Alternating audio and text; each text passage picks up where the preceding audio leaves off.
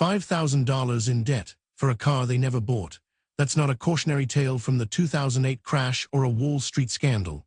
That's a Reddit post from last week, written by someone with a 750 credit score, a brand new car in their driveway, and a creeping suspicion they just made an expensive mistake.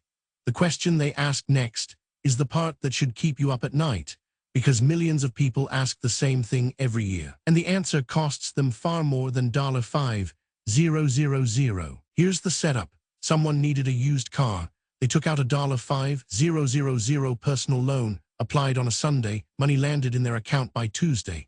Then the car fell through, rust. They ended up financing a different vehicle from Carvana instead. Now they're sitting on $5,000 they don't need. And instead of immediately paying it back, they're asking, should I let it ride? Make monthly payments. Use it strategically to build credit. This is not a stupid question. This is what the lending industry has spent decades teaching you to ask. And the people who profit from your answer are betting you'll get it wrong. This is the story of the credit score myth, how a three-digit number designed to measure financial health became a tool for keeping Americans in debt, and what it actually costs when you play along. Let's start with what a credit score actually is. Your FICO score, the number used in most lending decisions, is calculated from 5 factors. Payment history is the biggest at 35%. Amounts owed is second at 30%. Then comes length of credit history, credit mix, and new inquiries. Notice something. 4 of those 5 factors require you to carry credit, to have accounts open, to maintain balances, to demonstrate that you can manage ongoing debt. The system is not measuring your wealth. It is measuring your relationship with debt. That's not a conspiracy. It's the design. FICO was built by lenders for lenders to predict the likelihood you'll repay. It does that well, but somewhere along the way, consumers started confusing good at managing debt with financially healthy. Those are not the same thing, but it gets worse. The financial content industry, YouTube channels, Reddit threads, personal finance blogs, has amplified the credit-building advice so thoroughly that it feels like common sense. Open a credit card you don't need. Keep a small balance. Don't pay off loans early. Let the credit mix work in your favor. Every single piece of that advice benefits lenders. Every dollar of interest paid on an unnecessary loan is a dollar transferred from your account to theirs, quietly, on a schedule you agreed to. Here's what that looks like at scale. According to the Federal Reserve, total consumer debt in the United States, excluding mortgages, is over $5 trillion. A meaningful portion of that isn't emergency spending or calculated investment. It's optimization. People carrying balances they could pay off, holding accounts they don't need, making minimum payments on purpose because someone on the internet told them it would help their score. The average personal loan interest rate in 2024 was around 12% annually. On a $5,000 loan paid over 12 months, that's roughly $330 in interest. You paid $330 to borrow money you didn't need, to move a number by maybe 10 points. And here's what they don't tell you.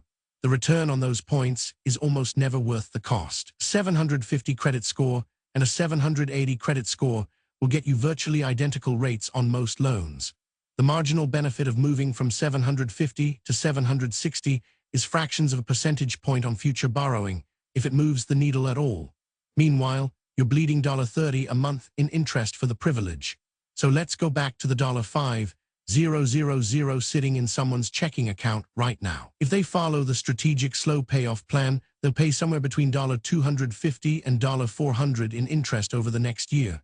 Their credit score might tick up slightly, but they already have a 750. They already financed a car. The hard inquiries are already on the report. The score dip already happened. Paying slowly fixes none of the damage and creates new costs from scratch. The math doesn't work. It almost never does. Here's the pattern that turns this into a story and not just a cautionary anecdote.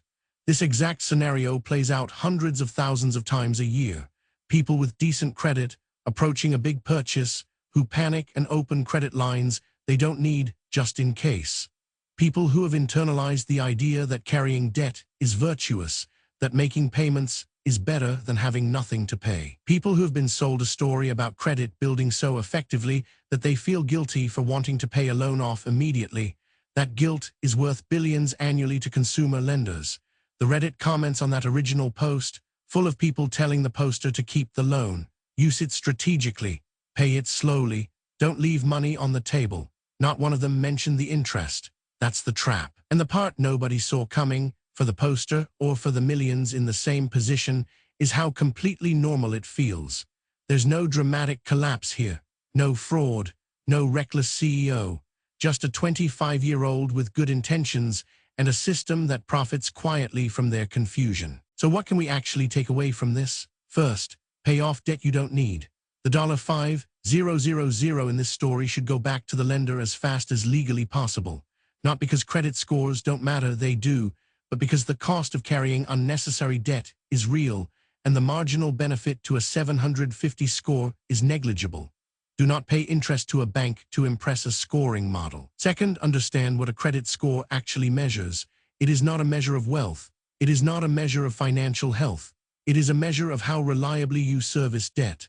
That makes it useful in specific contexts, taking out a mortgage, renting an apartment. It does not make it a life goal in itself. Third, the advice that feels like financial wisdom is often financial marketing. The keep a small balance for credit health myth is the most expensive piece of folk wisdom in personal finance. It has no meaningful basis in how FICO scores are calculated, and it generates interest income for every person who follows it. If someone tells you to let a loan ride to build credit, ask them what the interest rate is first. The person who posted that Reddit question isn't a failure.